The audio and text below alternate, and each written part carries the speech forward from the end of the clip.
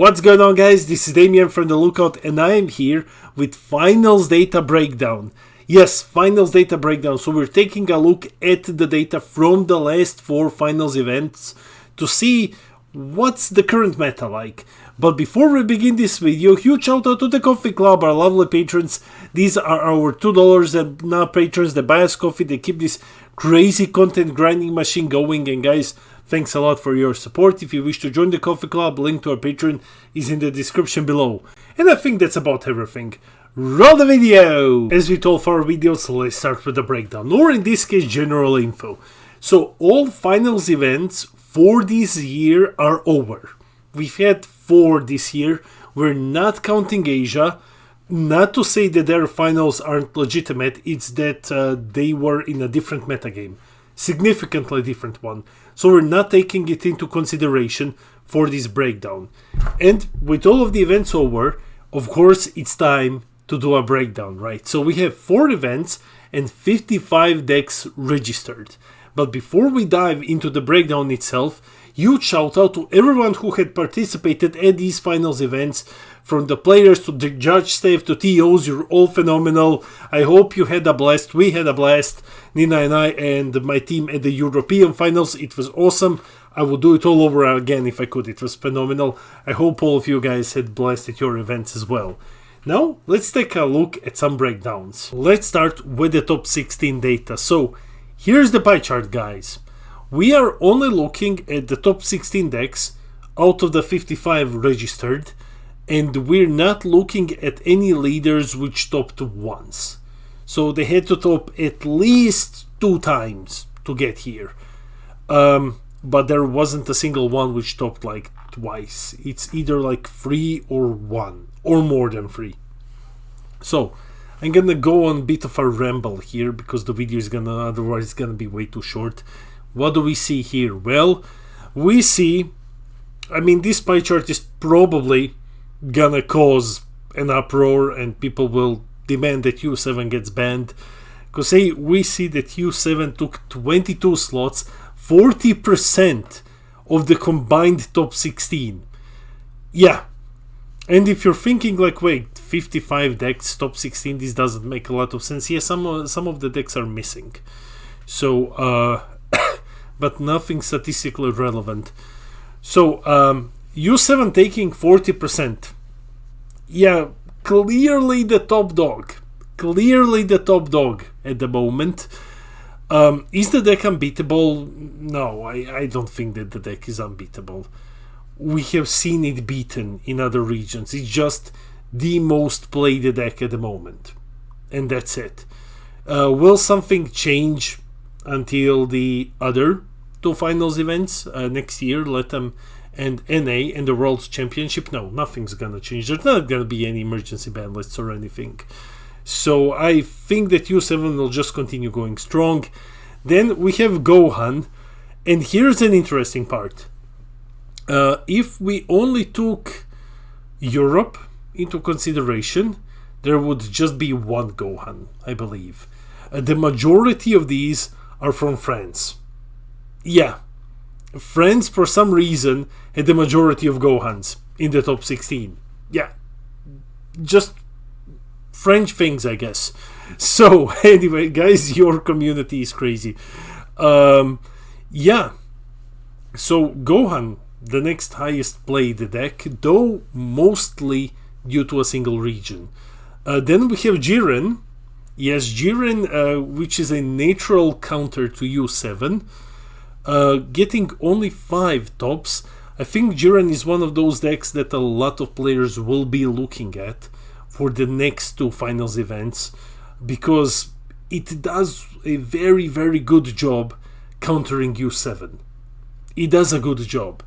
Now, it's important to state that only 2 out of 4 finals at Tournament promos legal, but even in those which had TPs legal and U7 had access to Vegeta, Jiren still did amazing.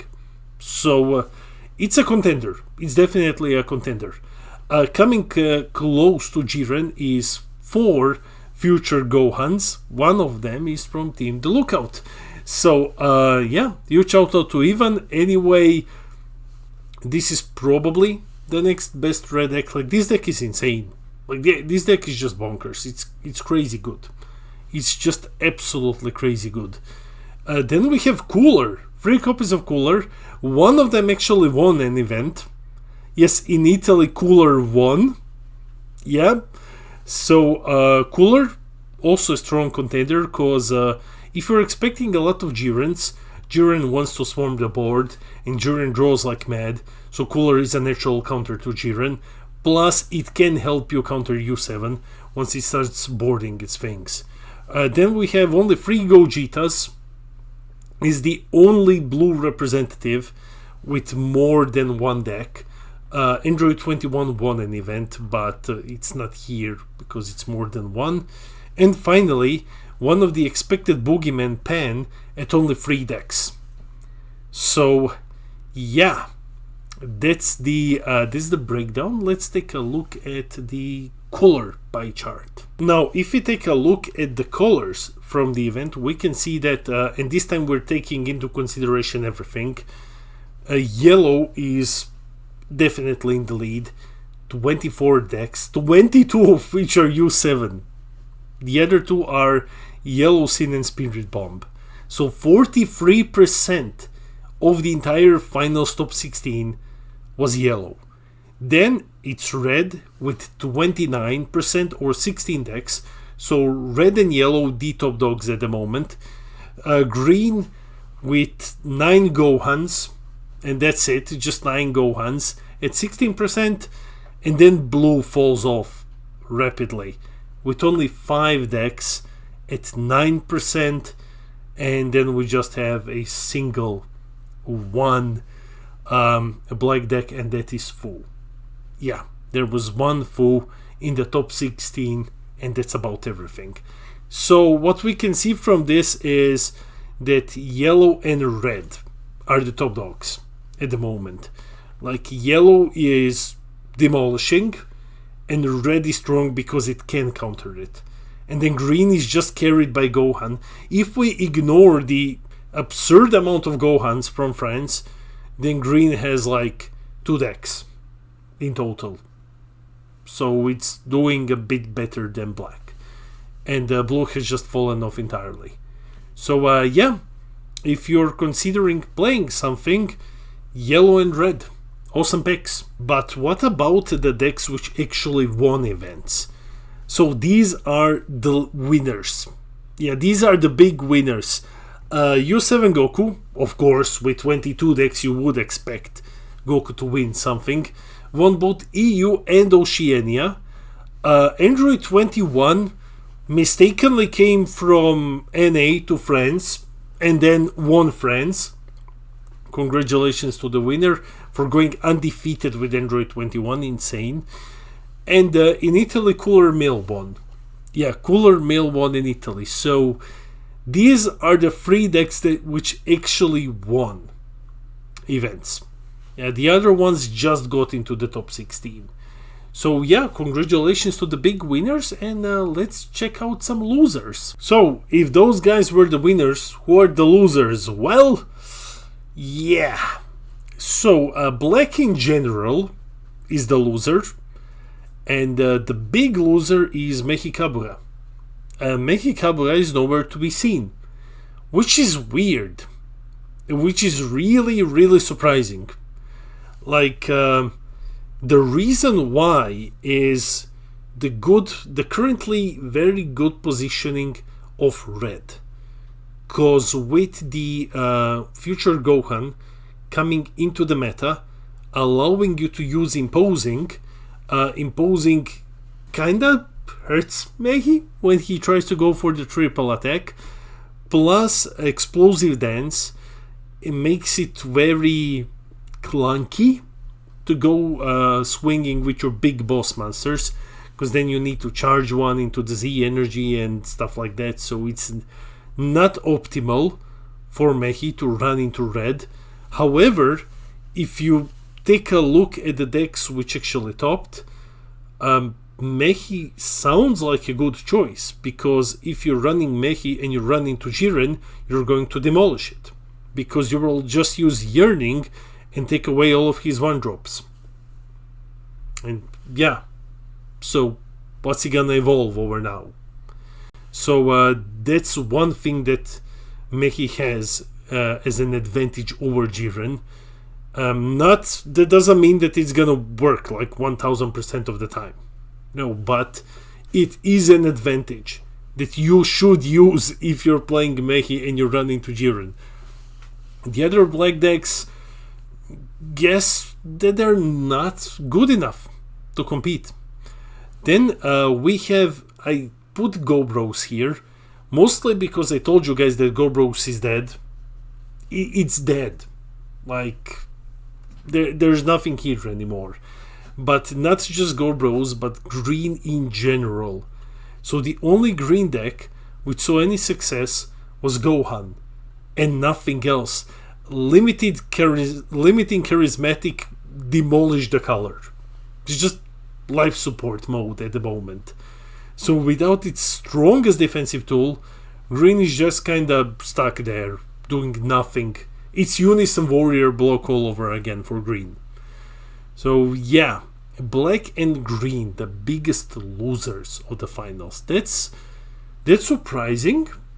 I'm wondering, I know that green is not gonna recover, that's not gonna happen, but I'm wondering whether or not the situation will change for black at LATAM and NA finals. I can't wait to find out. Before we end the video, let's quickly jump into the summary. So the very first results are heavily in favor of yellow and red. Heavily in favor of yellow and red. U7 is the top dog at the moment, which isn't a big surprise. Everyone expected this to happen. Like, whoever told you that U7 was bad was trolling you massively. So yeah, the deck is insane. It's insane, and I believe that it's by design, because UI Goku winning Worlds makes such a good story for the game, so I would imagine that this is all done on purpose. Jiren is doing really well though, which is super interesting to see, because we have UI Goku as the top dog, closely followed by Jiren. So we're having Tournament of Power all over again. And this time Jiren is actually the one who's in the lead in the matchup. So yeah, it's gonna be interesting keeping an eye out for that and to see how that develops. Black is by far the biggest loser. Black just flopped. Entirely, just flopped. Can it recover? I don't know. I believe that we will see more black in NA, just because of a larger sample size, like more players, double the amount that we had in Europe. But will anything actually top? I don't know, honestly. Green has only Gohan, and if you take Gohan away, if you don't count on Gohan as a deck, there's nothing. There's nothing in green. You can say the similar for yellow as well. Like, if you take U7, there's nothing in yellow, but yellow would still find something to play. Blue is struggling to remain relevant. Blue is really struggling to remain relevant at the moment, which is also surprising, because blue was in a good position last meta. I would honestly be shocked if anything got touched. So if you're asking me, hey Damien, is there gonna be an emergency ban list before NA nets or LATAM nets or Worlds, my answer is 99% no. I don't believe there's gonna be anything. I don't believe U7 is gonna be touched and or addressed at all before the Worlds are over, because it makes a good story for Goku to win Worlds. So yeah, anyways guys, that's the summary. That's it for the video. Let me know in the comments below, what's your opinion on the finals breakdown? Is there anything that surprises you here, other than U7 being the best deck? I'm surprised by the lack of Mehi. I'm completely surprised by the lack of Mehi. But other than that, I think everything else is kind of standard. Like, I knew that Jiren was going to be an absolute monster going into this finals meta game. Gohan being the only green deck is pretty on point. If you have seen our road to Nets green, it's exactly what I told you will happen. So it's just Gohan, and that's it. And the other colors, well, I'm shocked that there's not much blue here. Like, I was expecting blue to do better, though. Like, what even is there in blue other than A21 and Gogeta? So at least A21 won, friends. So blue at least won an event. Anyways, guys, let me know your thoughts and feelings in the comments. I read all of your comments. I try to respond to everything. I love our little community. And guys, while you're here, hit those like and subscribe buttons. Help us get to 4K subs. And when we get there, I'm gonna give away a booster box. This has been Damien from The Lookout, and I'll see all of you in the next video.